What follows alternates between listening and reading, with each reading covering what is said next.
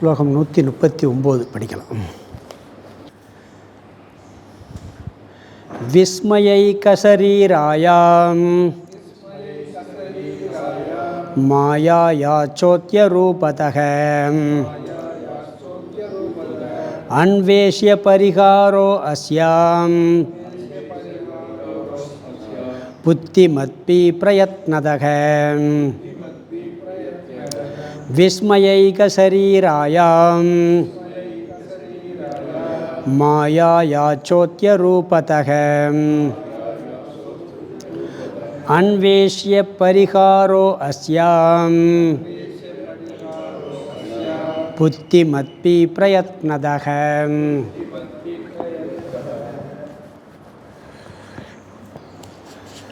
சென்ற ஸ்லோகத்தில் சொன்ன கருத்து, கேள்வி சொரூபத்தை கேள்வி கேட்கக்கூடாது, அதிலிருந்து விடுபடுவதற்கு பரிகாரத்தை தேட வேண்டும்.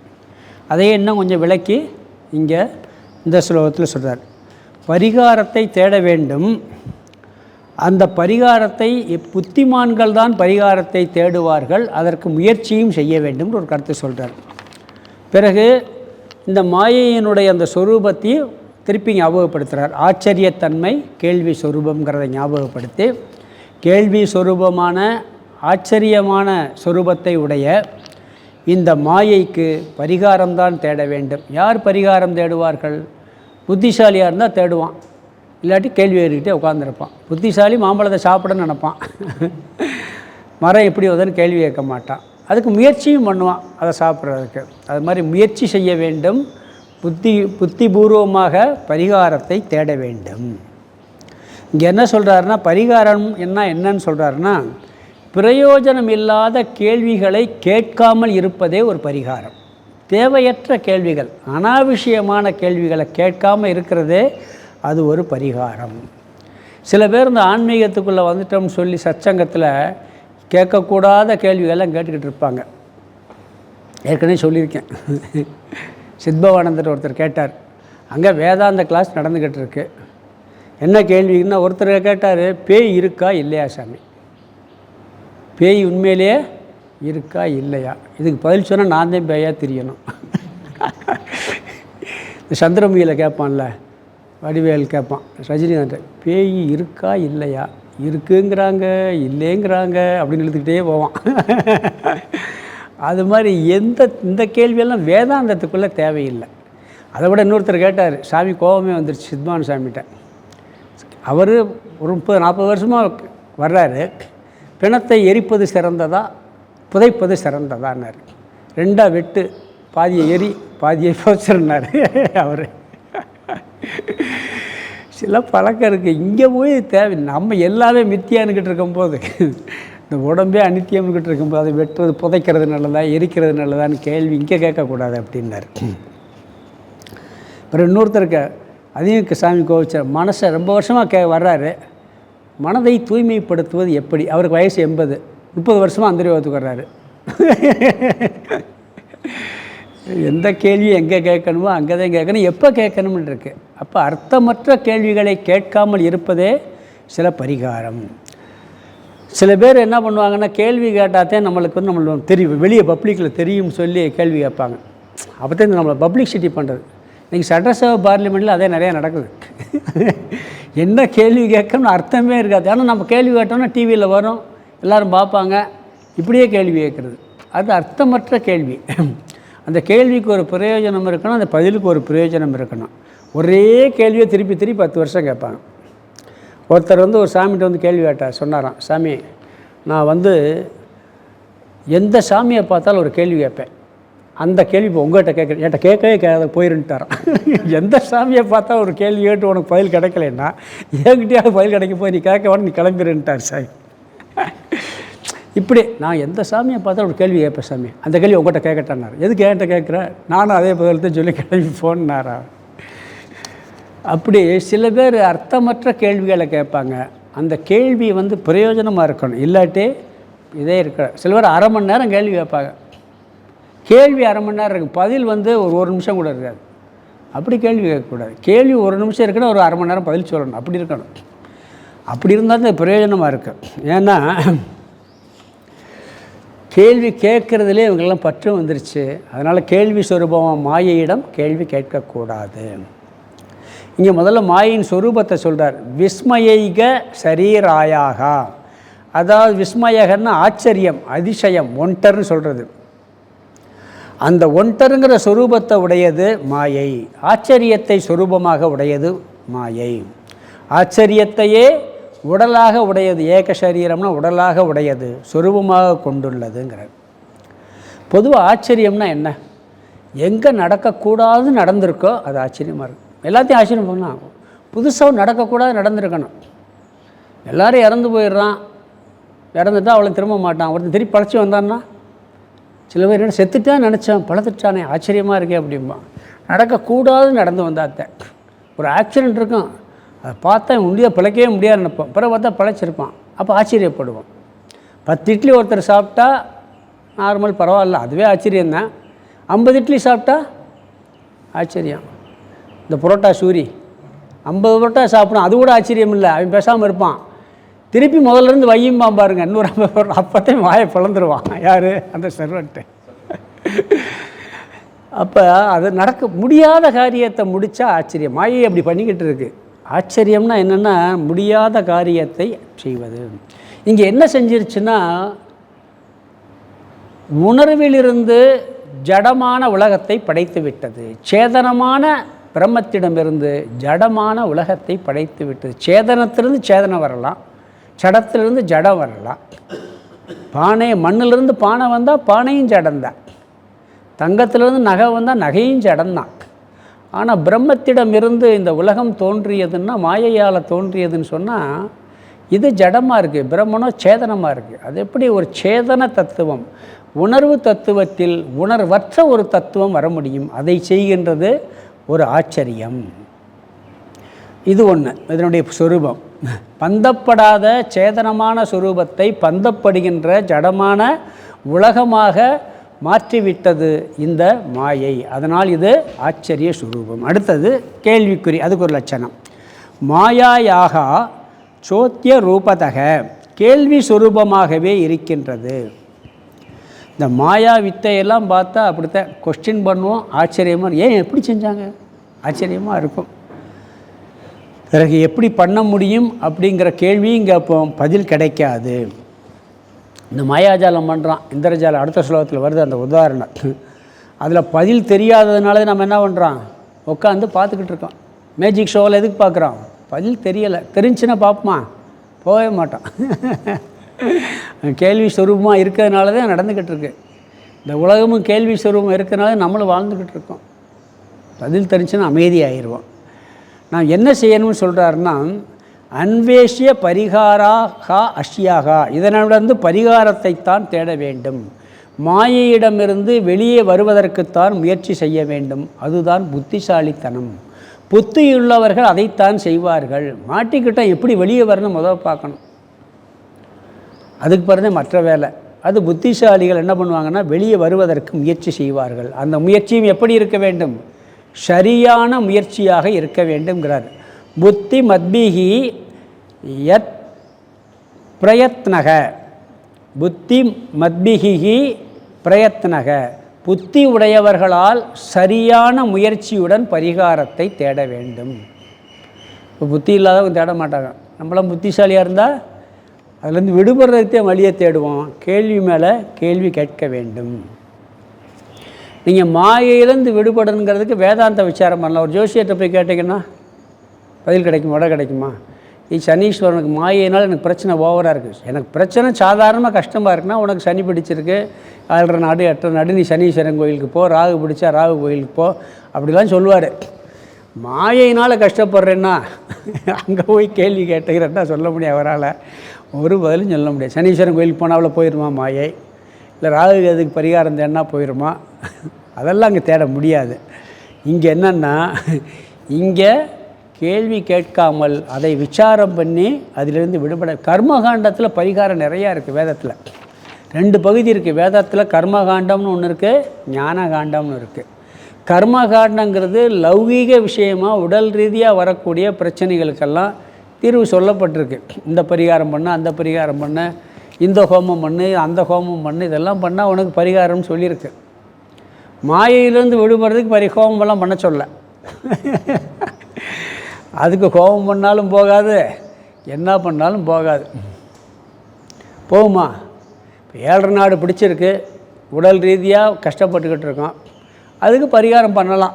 சனீஸ்வரன் கோயிலுக்கு போகலாம், அங்கே போகலாம், இங்கே போகலாம், இந்த பூஜை பண்ணால் அந்த பூஜை பண்ணால் போயிருன்னு சொல்லலாம். மொத்த பரிகாரம் ஒன்றுக்கு மாயையை புரிஞ்சுக்கிட்டு அந்த பரிகாரமே தேட மாட்டோம். மாயையை புரிஞ்சுக்கிட்டு அந்த பரிகாரம் தேட மாட்டோம். ஒருத்தர் சொன்னார், ஒரு வேதாந்தம் படித்தவர்கிட்ட, அவர் உலக ரீதியாக கஷ்டப்பட்டுக்கிட்டு இருக்கார். அவர் குருநாதர்கிட்ட போய் கேட்குறாரு. இன்னொருத்தர் சொல்கிறார், நீங்கள் நேராக தேவிப்பட்டினம் போய் அங்கே பிரம்மகத்தி தோஷம் இருக்குது, அங்கே நவகிரகத்துக்கு பூஜை எல்லாம் பண்ணிவிட்டு வாங்க அப்படின்னு சொல்லிவிட்டு. என்னால் அவர்கிட்ட கேட்போம்னு சொல்லி வேதாந்த குரு இல்லையா, அவர்கிட்ட போய் கேட்குறாரு. இதெல்லாம் மற்றவங்களுக்கு, உனக்கு இல்லை. ஏன்னா இந்த பரிகாரம்லாம் செஞ்சதுனால இந்த வேதாந்தம் புரிஞ்சிருக்கு உனக்கு. அந்த தோஷமெல்லாம் போயிடுச்சு, அதனால தான் வேதாந்தம் புரியுது, இதெல்லாம் தேவையில்லை அப்படின்னு சொல்லி அவர் சொல்கிறார். இங்கே வேதாந்த விசாரம்தான். மாயைன்னா என்ன, அது ஆச்சரியமானது, கேள்வி சொரூபமானதை புரிந்து கொண்டால் மாயையிலிருந்து விடுபட முடிஞ்சிடும். ஈஸ்வரனை பற்றிய விசாரத்தையும் பண்ணால் மாயையிலிருந்து விடுபட்டலாம். அதாவது வேதாந்த பிரமாணத்தை பயன்படுத்தி சிரவண மனன நிதித்தியாசனம் என்ற சாதனையை செய்தால் மாயையிலிருந்து நாம் விடுதலை அடைய முடியும். இதுதான் அதுக்கு பரிகாரம். உடனே ஒருத்தர் சொல்கிறார், அந்த பரிகாரத்தை சொல்லுங்கள். நான் கேள்வியெல்லாம் கேட்கல, அது ஏன் எப்படின்லாம் கேட்கல, எப்படி விடுபடுறதுங்கிறதுக்கு எனக்கு பதிலை சொல்லுங்கள் அப்படின்னு ஒருத்தன் கேள்வி கேட்டால் அடுத்த சொல்கிறத பதில் சொல்ல போகிறார். அதை சும்மா குண்டக மண்டக கேள்வி கேட்காம, ஏன் இந்த இதுலேருந்து விடுபடுறதுக்கு வழியே சொல்லுங்களேன். நான் அந்த மாதிரி கேள்வியெல்லாம் கேட்கல, மாயை போய் தெரிஞ்சுக்கிறேன், அதை பற்றி தெரிஞ்சுக்கிட்டு அது விடுபடுறதுக்கு வழியே சொல்லுங்கன்னு கேட்டால் நான் சொல்கிறேன் அப்படின்னு சொல்கிறார். அப்படி கேட்டால் பதில் சொல்லலாம். நீ குண்டக மண்டக சும்மா ஏன் எப்படின்னு கேட்டுப்போட அது பதிலே கிடையாது, முற்றுப்புள்ளி வந்து விடும் சொல்லி அடுத்த சுலோகத்தில் சொல்ல போகிறாரு. இங்கே 139 எளிமையான சுலோகம் அர்த்தம் பார்த்துடலாம். விஸ்மயிக்க ஆச்சரியத்தையே, விஸ்மயிக்கன்னு ஆச்சரியத்தையே தன்மையாய் உடையதாக, ஆச்சரியத்தையே சரீராயா சொரூபமாக கொண்ட, தன்மையாக உடைய, ஆச்சரியமே அதனுடைய தன்மை, அதனுடைய சொரூபமாக கொண்ட, மாயாயா மாயையானது சோத்திய ரூபதக கேள்வி சொரூபமாகவே இருக்கிறது. மாயைக்கு 2 லட்சணம் பார்த்தோம், ஆச்சரியம், கேள்வி சொரூபம். இந்த ஆச்சரியத்துக்கு காரணம் என்னன்னு முன்னாடி பார்த்துருக்கோம். அனிர்வச்சனீயம், இருக்குன்னு சொல்ல முடியாது, இல்லைன்னு சொல்ல முடியாது, சுதந்திரமாக இருக்குன்னு சொல்ல முடியாது, சுதந்திரமாக இல்லைன்னு சொல்ல முடியாது. இதுதான் ஒரு பெரிய ஆச்சரியம். செய்ய முடியாத செய்விக்குது, இதெல்லாம் ஒரு ஆச்சரியம். அது அதனுடைய சொரூபம். அந்த ஆச்சரியத்துக்குள்ளே 3 வந்துச்சு. எது விளக்க முடியாது, இருக்குன்னு சொல்ல முடியாது, இல்லைன்னு சொல்ல முடியாது, சுதந்திரம்னு சொல்ல முடியாது, சுதந்திரம் இல்லைன்னு சொல்ல முடியாது. பார்த்தோமா இல்லையா? செய்ய முடியாத செய்விக்குது, இதெல்லாம் ஆச்சரியம். பிறகு அடுத்த சொரூபம் என்ன? கேள்வி சொரூபமானது. அதை ஞாபகப்படுத்துகிறார். ஆச்சரியத்தையே சொரூபமாக கொண்ட விஸ்மயிக சரீராயாக மாயாயாக சோத்திய ரூபதக, மாயையானது கேள்வி சொரூபமாகவே இருக்கிறது. அடுத்த வார்த்தை 2வது வரியில், அன்வேஷ்யக பரிகாரோ அஸ்யாக புத்தி மத்பீகி பிரயத்னதக. அந்த கடைசியில் இருக்கக்கூடிய புத் மத்பிகி பிரயத்னதக, புத்தி மத்பிகின்னா அந்த புத்திமான்களால், ஆகவே புத்திமான்களால் பிரயத்னக சரியான முயற்சியுடன், அதற்கு முதல் வார்த்தை அஸ்யாகா இதனிடமிருந்து, அதற்கு மறு வார்த்தை பரிகாராக பரிகாரத்தை விடுபடுவதற்கான உபாயத்தை அன்வேஷ்யக நாட வேண்டும். ஆச்சரியத்தையே சொரூபமாக கொண்ட மாயையானது கேள்வி சொரூபமாகவே இருக்கிறது. ஆகவே புத்திமான்களால் சரியான முயற்சியுடன் இதனிடமிருந்து விடுபடுவதற்கான உபாயத்தை நாட வேண்டும் அல்லது பரிகாரத்தை நாட வேண்டும். இங்கு மாயையின் சொரூபத்தை திருப்பி ஞாபகப்படுத்துகிறார். ஒன்று ஆச்சரியம், இனி ஒன்று கேள்வி சொரூபம். கேள்வி கேட்காமல் பரிகாரத்தை தேடணும். எப்படி தேடுவது? புத்தியோட சரியான முயற்சியோடு தேட வேண்டும்ங்கிறார். முயற்சி எப்படி இருக்கணும்? சரியான முயற்சியாக இருக்க வேண்டும். வேறு முயற்சி பண்ணக்கூடாது. எதுக்கு எந்த முயற்சி பண்ணணுமோ அந்த முயற்சி பண்ணணும். முயற்சி சரியாக இருக்கணும். ஒருத்தர் நகையை காணாமனு ஒரு லைட்டுக்கு முன்னாடி தேடிக்கிட்டு இருந்தாராம்.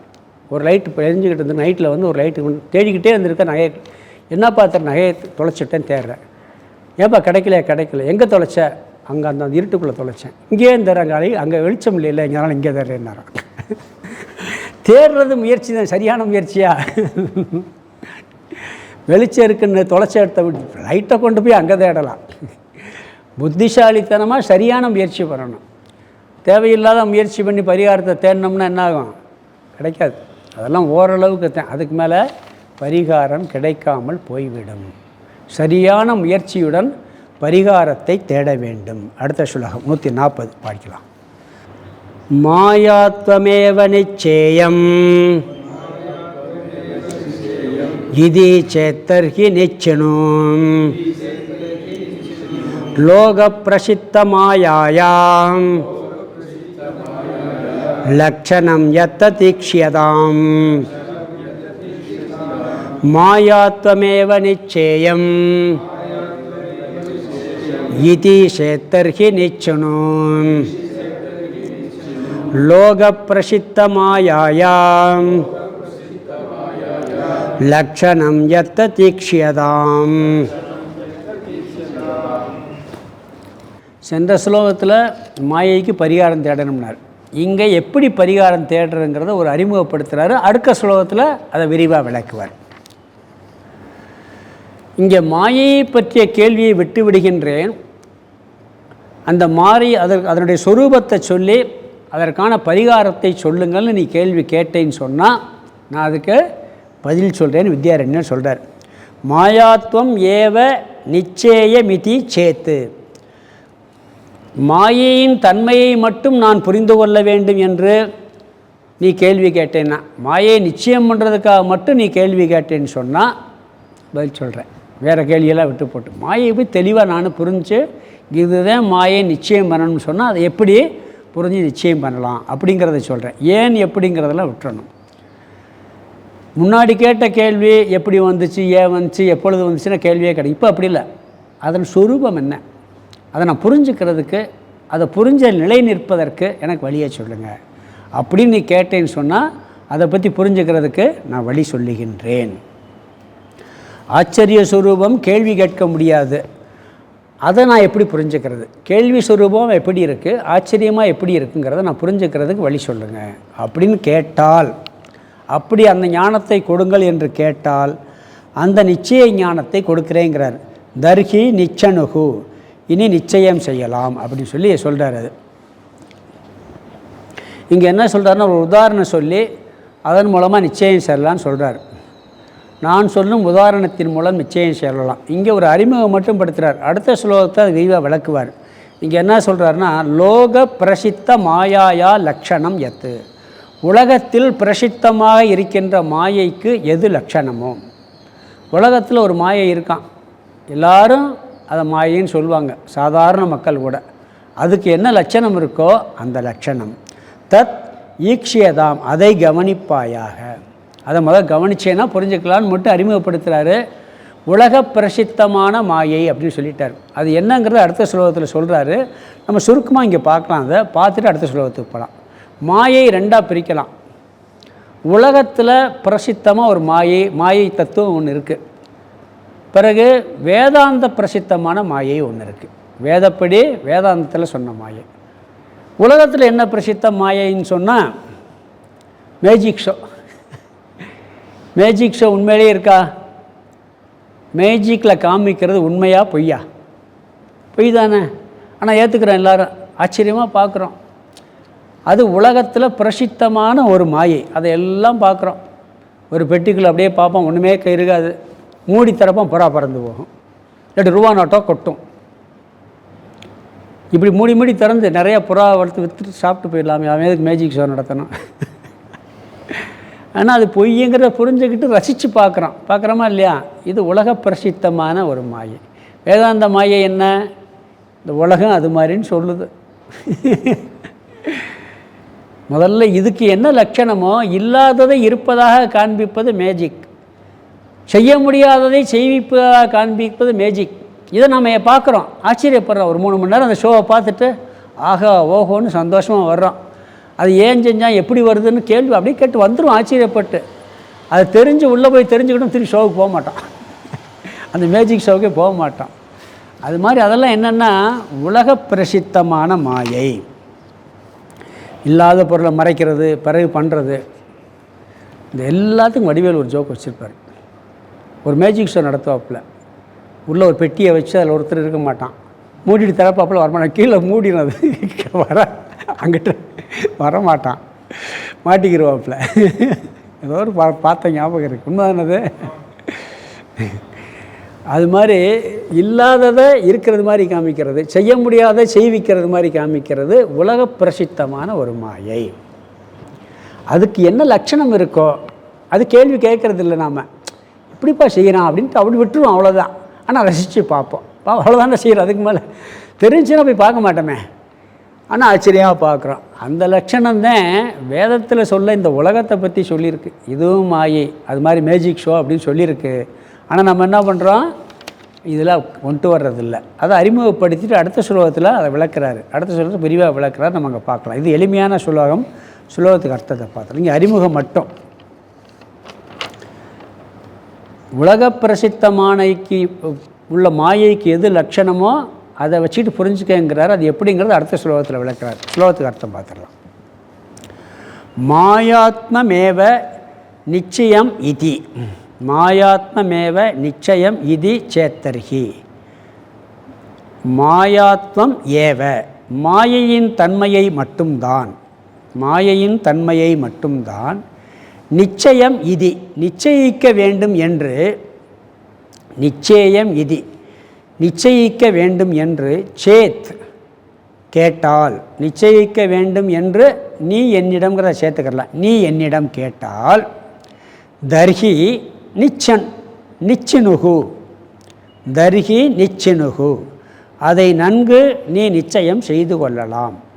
மற்ற கேள்வி கேட்காம, ஏன் எப்படி எதற்குங்கிற கேள்வி கேட்காம, மாயையின் தன்மை என்னங்கிறத நான் நல்லா புரிஞ்சுக்கிறணும், அதுக்கு மட்டும் எனக்கு வழி சொல்லுங்க நீ கேள்வி கேட்டால் அதை புரிஞ்சுக்கிற முடியும், அதுக்கு புரிந்து கொள்ளலாம், நிச்சயம் செய்து கொள்ளலாம். அதுக்கு உதாரணம் என்ன சொல்கிறார், லோக. ரெண்டாவது லோக பிரசித்த மாயாயா, உலகத்தில் பிரசித்தமாயுள்ள மாயாயா மாயைக்கு லக்ஷணம், லக்ஷணம் யத், யது லக்ஷணம், எது லக்ஷணமோ தத்து ஈக்ஷியதாம், யது ததீக்ஷியதாம் இருக்கிறது பிரித்தோம்னா தது ஈக்ஷியதாம், தத்துன்னா அதை, ஈக்ஷியதாம் கவனிப்பாயாக. இந்த உலகத்தில் நடக்கக்கூடிய இந்த மேஜிக் ஷோ முதலிய இருக்குது பார்த்தீங்களா, உலகத்தில் சில மாயா இப்படியெல்லாம் காமிக்கிறாங்க, அதுக்கு என்ன லட்சம்னு பார்த்து அதை கவனி முதல்ல அப்படிங்கிறார். அது என்ன எப்படிங்கிறத அடுத்த ஸ்லோகத்தில் விளக்குறார். நான் மாயையை பற்றி ஏன் எப்படி எதற்குங்கிற கேள்வியெல்லாம் கேட்கல, நீங்கள் அது கேள்வி சொருபம் ஆச்சரிய சொருபம்னு சொல்கிறீங்க, அதை நான் நிச்சயம் பண்ணணும்னு சொல்லி நீ கேள்வி கேட்டேன்னா புரிஞ்சுக்கிற முடியும். எப்படி புரிஞ்சுக்கிற முடியும்னா, இந்த உலகத்தில் ஒரு மாயை இருக்குது, இந்த மேஜிக் ஷோ மாதிரி சில மாயெல்லாம் இருக்குது, அதெல்லாம் நீ ஏற்றுக்கிட்டு பார்க்குற, அதுக்கு என்ன லட்சணம் நீ கவனிச்சேன்னா இதை புரிஞ்சுக்கிற முடியும். அதை என்ன பண்ணுறாரு அடுத்த ஸ்லோகத்தில் தெளிவாக விளக்குறாரு, நம்ம அங்கே பார்க்கலாம். 141 ந நிரூபயிதும் சக்கியாம் விஸ்பஷ்டம் பாசதே சயாம் சா மாயேதி தீந்திரஜாலாதௌ லோகா சம்பிரதிபேதிரே ந நிரூபயிதும் சக்கியாம் விஸ்பஷ்டம் பாசதே சயாம் சா மாயேதீந்திரஜாலாதௌ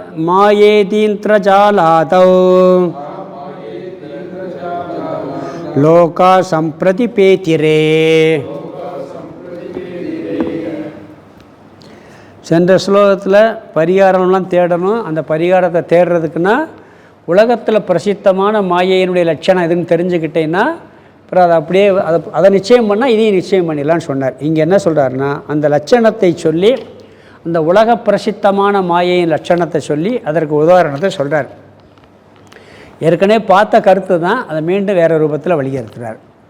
யா விஸ்பஷ்டம் பாஷதே, எது தெளிவாக தெரிகின்றதோ, நம்முடைய அனுபவத்திற்கெல்லாம் எது தெளிவாக தெரிகின்றதோ அல்லது தெரிந்து கொண்டிருக்கின்றதோ அதை நிரூபயுதம் சக்கியா, நிரூபணம் பண்ண முடியாது.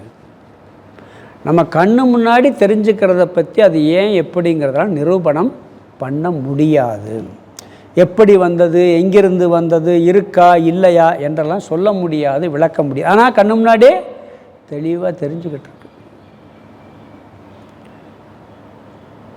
மேஜிக் சொல்லையும் அப்படித்தான் தெளிவாக தெரிஞ்சுக்கிட்டு இருக்கு. ஏன் வந்துச்சு, எப்படி வந்துச்சு, எங்கேருந்து வந்துச்சுன்னு விளக்கம். ஒன்றுமே இல்லாமல் இருக்கு, திடீர்னு வர்றானே, எப்படி வர்றான்? தெளிவாக கண் முன்னாடி தெரிகிறதுனால இல்லைன்னு சொல்ல முடியாது. சரி, இருக்கிறதுன்னு சொன்னால் எப்படி வந்தது, ஏன் வந்துச்சுன்னு கேட்டால் பதில் சொல்ல முடியாமல் இருக்குது. அதனால் திடீர்னு வந்ததுன்னு சொன்னால் திடீர்னு வந்து திடீர்னு போனதுன்னா விவஸ்தையே இல்லாமையும் போயிடும். அதனால் இப்படி ஒரு தன்மையோடு இருக்கின்றது. மேஜிக் ஷோ நடத்துகிறான், திடீர்னு ஒரு ஆப்பிள் பழத்தை கொண்டு வருவான், பறவையை கொண்டு வருவான், பணத்தை கொண்டு வருவான். பார்க்குறோமா இல்லையா? கொண்டு வந்துடுறான். அவன் ஏன் கொண்டு வந்தான், எப்படி கொண்டு வந்தாங்கிறதெல்லாம் நம்ம ஆராயிரம்ல பார்க்குறோம். இல்லாததை கொண்டு வந்திருக்கானே, உண்மையிலே அவனுக்கு அதை உருவாக்குற சக்தி இருந்துன்னு வச்சுக்கோங்க. அவன் எதுக்கு மேஜிக் ஷோ நடத்தணும்? அவன் ஏன் மேஜிக் ஷோ நடத்தணும்? விவேகானந்தர் ஒரு இடத்துல அந்த மேஜிக்கை பற்றி சொல்கிறார். மேஜிக்னா சித்தியவே சொல்கிறார். சித்தி கூட ஒரு மேஜிக் மாதிரி தான். அவர் என்ன சொன்னார்னா, ஒரு இடத்துல மேஜிக் ஷோவில் ஒரு டெக்னிக்காக கொண்டு வருவான். பார்ப்பான், ஒன்றுமே இருக்கா, திடீர்னு தரப்பான், உள்ள பணமாக கொட்டும். அதுக்கிட்ட இப்படி டெக்னிக்காக மறைச்சி வச்சுருப்பான். நம்மளுக்கு தெரியாதுன்னா ஆச்சரியமாக பார்ப்பான், அவ்வளோதான். அதோட ரசிச்சுட்டு வந்துடுவான். அதை ரசிச்சுட்டு வந்துடுவான். உடம்பை ரெண்டாக வெட்டுவான். சில நேரம் பார்த்தீங்கன்னா கால் தனியாக காய், உடம்பு தனியாக பிரிப்பான். இரண்டாக வெட்டிட்டான், செத்து போயிட்டான் நினச்சா தனியாக எந்திரிச்சு வருவான். ஆச்சரியமாக இருக்கும். அது மாதிரி இந்த சில மேஜிக் அப்படி. சித்வானந்தரோடது விவேகானந்தர் ஒரு காலேஜ் மாணவரோட ஒரு பெரிய சித்தர் இருக்கார், போகிறாங்க. போன உடனே அவர் என்ன பண்ணுறார், போர்வையை உதறாரு. இப்படி உட்காந்துருக்கிறார், உடம்புல ஒன்றுமே இல்லை. போர்வையை மூடிட்டு அங்கே ஒரு 40-50 பசங்க உட்காந்துருக்காங்கன்னு வச்சுங்களேன். எல்லாருக்கும் என்ன பண்ணுறாரு, ஆப்பிள் எடுத்து கொடுக்குறாரு. ஒவ்வொரு ஆப்பிளாக எடுத்து கொடுக்குறாரு. அவ்வளோ ஆப்பிளை மறைச்சி வைக்கவே முடியாது உடம்புக்குள்ளே. நல்லா உதறாரு, ஒன்றுமே இல்லை, பொறுத்திட்டு எடுத்து கொடுக்குறாராம். பிறகு என்ன பண்ணுறது, இது ஒரு ஆச்சரியம் அவருக்கு. என்னடா எப்படி கொடுக்க முடியும்னு ஆச்சரியமாக பார்க்குறாரு. பிறகு என்ன பண்ணுறாருன்னு சொன்னால், நீங்கள் எல்லாம் வந்து ஏதாவது ஒரு வார்த்தையை நினச்சி பாக்கெட்டில் எழுதி வச்சுக்கங்கன்னு சொல்கிறார். யார்? அவர் அந்த சாமி, அந்த சித்து வேலை செய்கிறவர். எல்லாம் எழுதி வச்சுக்கணும், பேப்பர் எடுத்து எழுதுறாங்க. ஒருத்தர் லத்தீன் பாஷையில் ஒரு வார்த்தை எழுதி வச்சுருக்கிறார். அதையும் சொல்கிறாராம், நீ என்ன நினச்சி எழுதியிருக்கேன்னு சொல்லி. இதை பார்த்து ஆச்சரியப்படுறார் விவேகானந்தர். பின்னாடி அவர் நல்ல தத்துவமெல்லாம் புரிஞ்சு இதை பற்றிலாம் தெரிஞ்ச பிறகு அதெல்லாம் சாதாரண விஷயம்ட்டு போயிடுறாரு. சித்தியவே, அதாவது பொதுவாக என்ன சொல்கிறாங்கன்னா, இல்லாத, நம்ம பின்னாடி கீதையில் கூட வரப்போது, இல்லாததை வந்து நம்ம கொண்டு வரவே முடியாது, உற்பத்தி பண்ணவே முடியாது. எங்கேயோ இருக்கிறத தான் எடுத்துகிட்டு வர முடியுமே ஒழிய முடியாது. அதுக்கு ஒருத்தர் அழகாக சொன்னார். அது எந்த அளவுக்குன்னு இல்லை. சித்தர்கள் வந்து என்ன பண்ணுவாங்கன்னா, எங்கேயோ இருக்கிறத இங்கே கொண்டு வந்துட முடியுமா, இல்லாத உருவாக்க முடியாது. இந்த குபேர மாளிகையில் நிறையா இருக்குமா, இந்த சித்து வேலை செய்கிறவங்களுக்காகவே இருக்குமா. இப்போ ஆப்பிள் வேணும்னா அவர் நினச்ச உடனே அங்கே இருக்க ஆப்பிள் டக்குன்னு கைக்கு வந்து நிற்கும். ஒன்றும் இல்லை, எப்படி நாம் வந்து இந்த டிவி இருக்குது, இங்கே நடக்கிற நிகழ்ச்சி, ஏன் வேறு சந்திரன் கிரகத்தில் கூட நடக்கிறத இங்கே டிவியில் பார்க்குறோமா இல்லையா? அங்கே நடக்கிறது எப்படி இங்கே பார்க்க முடியுதுன்னு சொன்னால், அங்கே இருக்கக்கூடிய லைட் வேவ்ஸை மேக்னட்டிக் வேவ்ஸாக மாற்றி திருப்பி லைட் வேவ்ஸை மாற்றுறோம். அப்படி தானே பண்ணுறோம். அதான் சயின்ஸ் படி பார்த்தா அதுதான். அந்த வேவ்ஸை வேறு அலைகளாக மாற்றி இன்னொரு திருப்பி அதே அலைகள் கொண்டு வர்றோம். டிவி அதுதான், எங்கே எடுக்கிறத அதை என்ன பண்ணுறான், அந்த லைட் வேவ்ஸை மேக்னட்டிக் வேவ்ஸாக மாற்றி லைட் வேவ்ஸாக மாற்றுறோம். இது நடக்குது. சவுண்டு வேவ்ஸையும் அதே மாதிரி தான். நம்ம வானொலியில் எப்படி கேட்குறோம், அந்த சவுண்டை வேறு வேவ்ஸாக மாற்றி இங்கே வருது, திருப்பி அதை இந்த வேவ்ஸை மாற்றிக்கிறோம் கருவியை வச்சு. அது மாதிரி சித்தர்கள் என்ன பண்ணுவாங்களோ, எங்கே இருக்கிறத இவங்களோட எண்ண அலைகளாக மாற்றி திருப்பி கொண்டு வந்துடுவாங்க. அப்படி முடியும்னு ஒருத்தர் சொல்கிறேன். எந்த அளவுக்கு உண்மையில்லை, அப்படிலாம் முடியும். அந்த சக்தி இருக்குது எண்ணத்துக்கு, அந்த தவத்துக்கு அந்த பவர்லாம் இருக்குது அப்படின்னாங்க. அது மாதிரி மேஜிக் ஷோவில் வந்து நாம் எல்லாம் ரசிக்கிறோம், பார்க்குறோம். இல்லாதது இருக்கிறதா காமிக்கிறான், ஆச்சரியமாக ஒரு சில விஷயங்கள்லாம் காமிக்கிறான். அதெல்லாம் என்ன பண்ணுறான், இதெல்லாம் நாம் என்னன்றோம், புரிஞ்சுக்கிட்டு உண்மை இல்லைன்னு புரிஞ்சுக்கிறோமா இல்லையா? மேஜிக் உண்மைன்னு நினைக்கிறோமா நாம்? ஆனால் என்ன பண்ணுறோம்? ரசித்து பார்க்குறோம், ஆச்சரியமாக பார்க்குறோம். அதை ஏற்றுக்கிறோமா இல்லையா? அதை ஏற்றுக்கிறது மாதிரி அதேவே தான் இந்த உலகம்னு சொல்லி சாஸ்திரம் சொல்லுது. அந்த லட்சணத்தை அப்படியே பொருத்தி பாருங்கிறார். இப்படி வியப்பாக இருப்பது தான் மாயை. 2வது சொல் சா மாயா, இதுதான் மாயை என்று இந்திரஜாலாதவ், இதற்கு இந்திரஜாலம் என்ற பெயர் இருக்குது. இந்திரஜாலம் நாம் பெயர் வைக்கிறோம், இதுக்கெல்லாம் என்ன பண்ணுறோம்? இந்திரஜாலம்.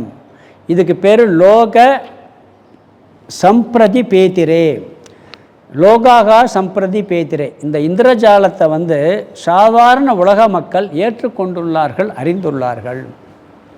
நடக்கக்கூடாது நடந்துச்சுன்னா இது ஒரு மாயை, ஒரு ஆச்சரியம் அப்படின்னு சொல்லுவோம். நம்ம நிறைய டெக்னிக் இருக்குது. ஒருத்தன் அந்த இது சொல்லுவாங்க, ஒரு பெரிய கண்ணாடி கூண்டு, அதுக்குள்ளே ஒரு வாத்து உள்ளே இருக்குது. அந்த கண்ணாடி கூண்டுக்குள்ளே டேபிளில் இங்கே தூரத்தில் வச்சுருக்கிறாரு, எல்லாம் உட்காந்துருக்காங்க.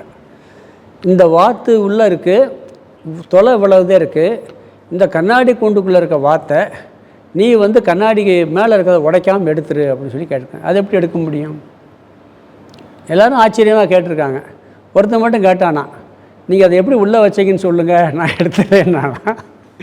அதை எப்படி அந்த வாத்தை உள்ளே போட்டேன்னு சொல்லுங்கள், நான் எடுத்துறேன்னானா. அவர் நான் உள்ளே போடலேன்னாரான், நான் எடுத்துட்டேன்ட்டானா.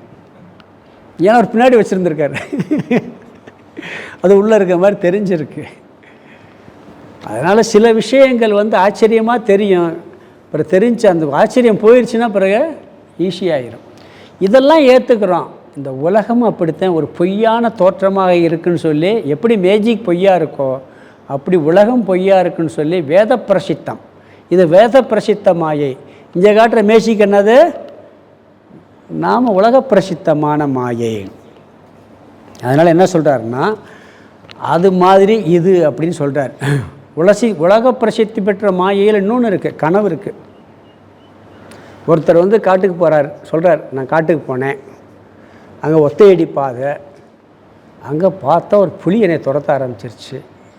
வேகமாக ஓடினேன், அதுவும் துரத்துச்சு. வேகமாக ஓடி வேகமாக மரத்தில் ஏறிட்டேன். மரத்தில் ஏறிட்டு அங்கே உட்காந்து அங்கே ஒரு பாம்பு வருது. என்ன பண்ணுறதுன்னு தெரியலை, முழிச்சுக்கிட்டே இருந்தேன். ஏன்டா நீ காட்டுக்கு போனால், ஏன்டா உன்னை புலி துரத்துச்சு, ஏன்டா பாம்பு? கனவுல அப்படின்னா. இவ்வளவு தானே. அடுத்த வார்த்தை என்ன?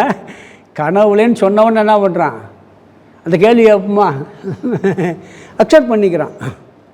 சினிமாவிலாம் அதனால தான் கனவுல காட்ட முடியாத கனவுல காமிச்சிருவான். இந்த 2 பாட்டெலாம் பார்த்தீங்கன்னா நேரில் பண்ண முடியாது, கனவுல காமிச்சிருவான். காலேஜில் படிக்கும் ஒரு 2 பேர் பேசிக்கிட்டு இருந்தாங்க, அது மாதிரி ஒரு நாள் கூட கனவு வர மாட்டேங்குது நம்மளுக்கு. சினிமாவில் காமிக்கிற மாதிரி கனவு வர மாட்டேங்குது.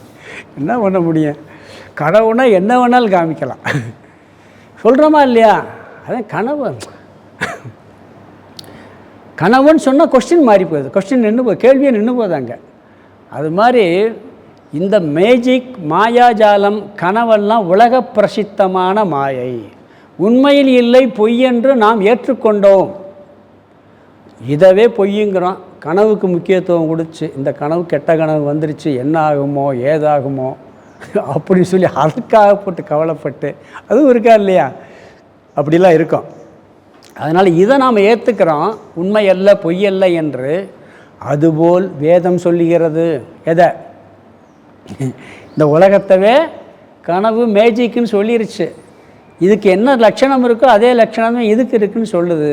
அப்படி புரிஞ்சுக்கிறணுங்கிறார். வித்யாரண்யர் கேட்கிறார், நீ மாயையை என்று இந்த மேஜிக் ஷோ மாதிரி அழகாக பார்த்து ரசிக்கிறையோ, மேஜிக் ஷோவில் போய் பணத்தை கொடுத்து 3 மணி நேரம் சந்தோஷமாக ரசிச்சுட்டு வர்ற, அது மாதிரி இந்த உலகத்தில் பிராரப்த கர்மம் முடிய வரைக்கும் இதை மேஜிக் மாதிரி ரசித்து பழகுனேன்னா நீ ஆனந்தமாக இருக்கலாம், பார்த்து கொண்டு சந்தோஷமாக இரு அப்படிங்கிறார். வேதத்தில் அப்படித்தான் சொல்லியிருக்கு. வேத பிரசித்தமான மாயை 3 மணி நேரம் ஆச்சரியமாக பார்க்குறோமா இல்லையா? ஆச்சரியம் இருக்குது, சந்தோஷம் இருக்குது. வெளியே இருக்கும்போது வெளியே இருக்க மேஜிக் ஷோ நம்ம பார்க்குறது, உள்ளுக்குள்ளே இருக்க மேஜிக் ஷோ கனவு. நம்ம கனவு என்னது? உள்ளுக்கு இருக்க மேஜிக் ஷோ. அது இன்னொரு கதை கூட ராமகிருஷ்ணன் சொல்வார்.